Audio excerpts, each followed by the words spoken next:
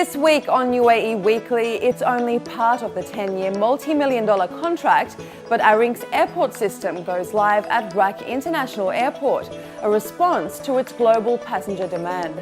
We speak to former chief economist of the Dubai International Financial Centre, Dr. Nasser Saidi, on recent developments in economies in the region and alternate sources of funding for SMEs. And the fuss is on fashion in the UAE this month, but surprisingly not in one of the many high-end malls across the country, as the Sharjah Art Museum turns heads.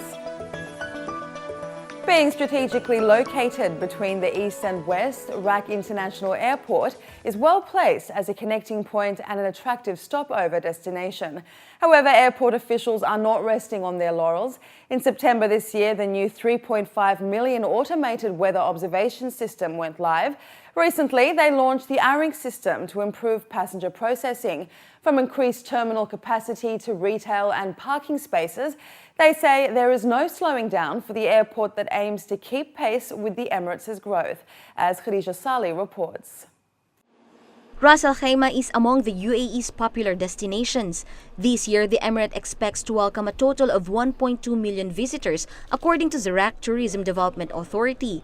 This is a significant rise from 835,200 visitors in 2011, which generated 400 million dirhams in revenue.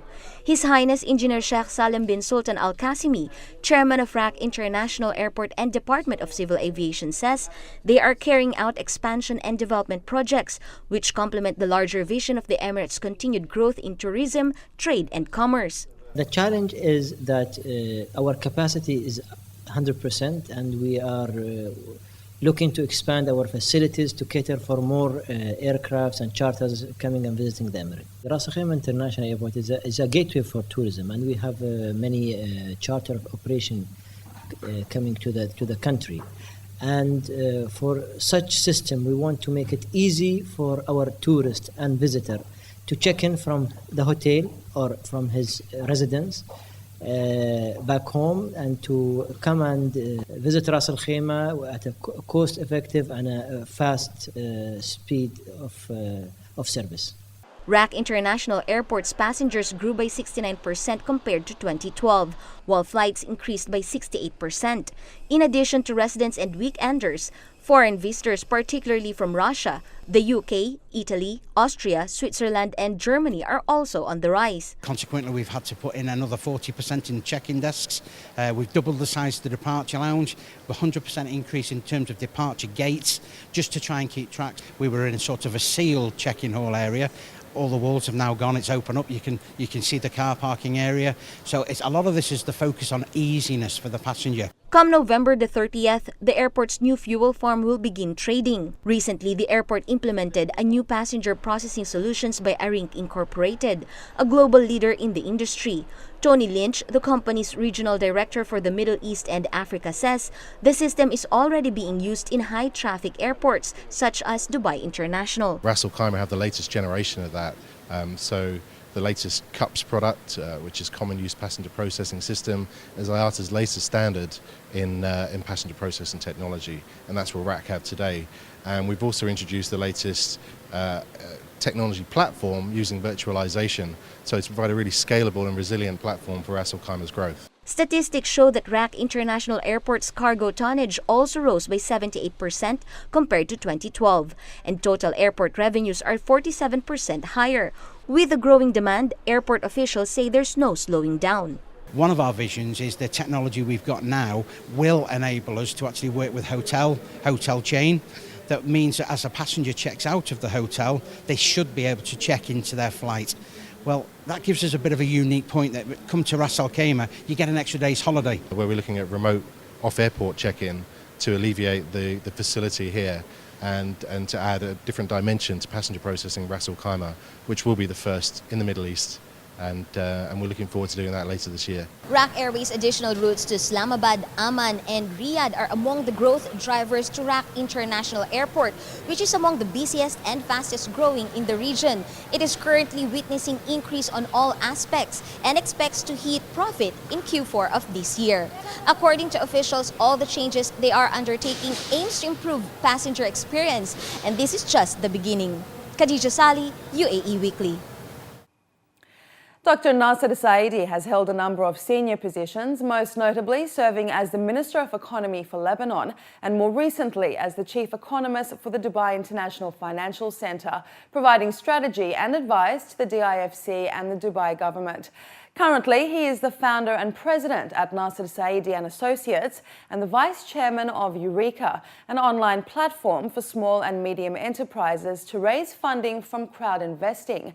He has also spoken extensively about one of the major problems facing youth in the Arab region today, unemployment. Currently, unemployment levels for the region stand at approximately 18%. So what is the extent of this problem, and are we focusing too little on the private sector? We spoke to Dr. Saidi to find out. With free zones such as the DIFC credited with significantly boosting FDI into Dubai and the UAE, can you outline some of the achievements of the DIFC and its role in the economy of Dubai? The major achievement, of course, is that it's become a regional financial center. You have more than 350 banks and financial institutions now established, along with all the other professionals working in the banking and financial industry. Lawyers, management consultants, tax consultants, they are all there. So you now have an ecosystem that's serving the Gulf region and beyond, India next door, Central Asia and into Africa. So what it's done basically is it's put Dubai on the international map of financial centers. Major achievement. The other thing, of course, is that we are a region which is a big net exporter of capital to the rest of the world. Previously, that capital used to be sent to London and New York to be invested by banks and financial institutions over there. So the other major achievement is that this is the first time in Arab history that we start to manage and control our own financial wealth. That, I think, is a major achievement. And the third aspect, of course, is it brings in human capital, specialized human capital in banking and finance, which helps diversify the economy of Dubai, brings in a level of expertise that did not exist before. And finally, I think it's part of a vision of openness for Dubai, of joining the international community. Now, you have also been one of the foremost advocates for reform for the corporate governance sphere. How do you think the government's reforms in this area are progressing? And in your opinion, what more still needs to be done? Corporate governance is critical because this is what gives confidence to investors. Investors don't go into companies which are mal-governed. They also don't go into markets where they don't feel they have enough investor protection. They also want transparency and disclosure. They want accounts that reflect the true situation of companies and where they're heading. And all of that is really about good corporate governance. That's why I felt this was one of the mainstays of what needs to be done. Governments across the region have started to listen to that message. I established Hawkama over 7 years ago. At that time, nothing was being done about corporate governance. I'm pleased that over the period of 7 years, we now have codes and standards, we have laws. Stock exchanges have become more aware of the importance of it. Regulators, capital market authorities have become more aware. I need to admit to myself that we're still at the beginning of a long road. So although the codes and standards are there, applying those is what is important, making sure that companies and their officers comply. So it's not just the letter of the law. What really matters is you need to be convinced that corporate governance improves company performance, and it does. That's the international evidence. So I don't think enough is being made. I think that we need to improve transparency, we need to improve disclosure. I'm hopeful that with UAE and Qatar joining the MSCI Emerging Markets Index by May of next year, that'll give the impetus to improving corporate governance. Otherwise, joining the Emerging Markets Index won't have the desired effects. Now, with employment of youth being named as one of the major problems within the region, you have spoken extensively about strategies that can be looked at to address this.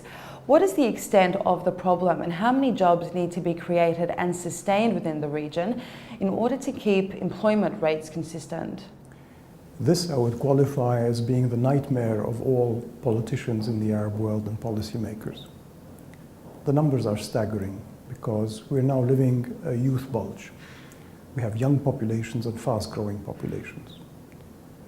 The estimates are that at a minimum, from now to 2020, we need to create a minimum of 60 million new jobs. And that will just keep the current unemployment rate at its current level, between around 18%. This, of course, is unacceptable. We cannot have the majority of our people, and remember that across the Arab world, 55% of the population is below 24 years of age. And when you have unemployment rates of young people in excess of 30%, that is an enormous challenge. It's not just a political challenge, of course, it's an economic challenge. So if you want to reduce unemployment, to bring it back to normal levels, say 3 to 5%, and second, if you want women to play a role, which they don't play at the moment, the female labor force participation rate in the Arab world is one of the lowest in the world. It's around 25%. It should be around 50%. If women were to participate at the level of 50%, and remember they are more than half the population, then you'd need to create something like 40 million additional new jobs. So what you're talking about is 100 million new jobs by 2020. Now, just to put that in perspective, currently in the Arab world, you only have 115 million jobs today. So what you're talking about is creating nearly as many jobs as exist today in total by 2020. That is the challenge facing policymakers. And that's why you should not be surprised that there are revolutions, that there's turmoil, that people are in Tahrir Square and elsewhere. I've called this the Arab firestorm. Government jobs or working in the public sector is often the first choice for the youth. You are of the belief that government jobs are a dead end for the region. Why is this? It is a dead end because we've always looked at economic development as coming through the public sector as government, particularly in the Gulf countries, because they've had the oil, they've had the natural resources. But that is really a curse, it is not a blessing. The fact that you have oil has meant that you're able to pay wages which are higher than what the private sector can pay. You don't tax people, so they don't feel the burden of providing a lot of services, and they feel everything is available without a cost.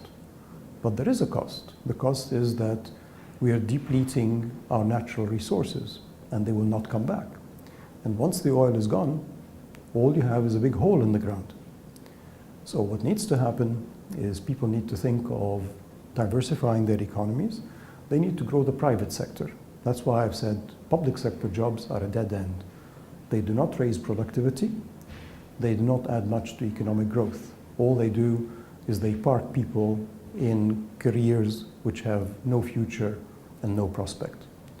What we need to do is to scale back the public sector, create more incentives for the private sector. That's where the jobs need to be created. In family businesses, in small and medium enterprises, that's the future. And if we don't do that, we're going into not only a dead end, we're going into a black hole. Looking at the UAE and the government here, they have put in many initiatives to support SMEs, but you are of the belief that one of the main challenges for SMEs is their lack of access to long-term finance. How is this being addressed here, or is it even being addressed? The numbers are staggering. Out of total loans given by banks in the Arab world, only about 9% actually goes to SMEs. And only 22% of SMEs actually have a banking relationship, i.e. they have a bank account, they have a banking officer, they have bank facilities. This, of course, means that if you're young, you're an entrepreneur, you want to grow a business, the main thing that you're typically looking for is finance. You start off getting it from family and friends, but if you want to grow, you really need banking finance. And that is missing. it's a major issue for many SMEs. So we need to do more about it. Governments are trying to help. Dubai, for example, launched the Dubai SME 100 initiative. That is good because it recognizes that there's an issue, that there's a problem, that we need to help these SMEs. Abu Dhabi has the Khalifa Fund. Nearly all the governments across the region now have SME programs. The problem is that once more, we are hoping that government will solve a problem. Governments will not solve the problem. They will make it easier for you to establish a business. They will make it easier for you to conduct your business. They can help, for example, in government procurement, but they are not the answer. The answer, in my view, has got to be in the banking and financial sector, going all the way from venture capital and microcredit to things like crowdfunding and crowd investing, to a much more active role of stock exchanges.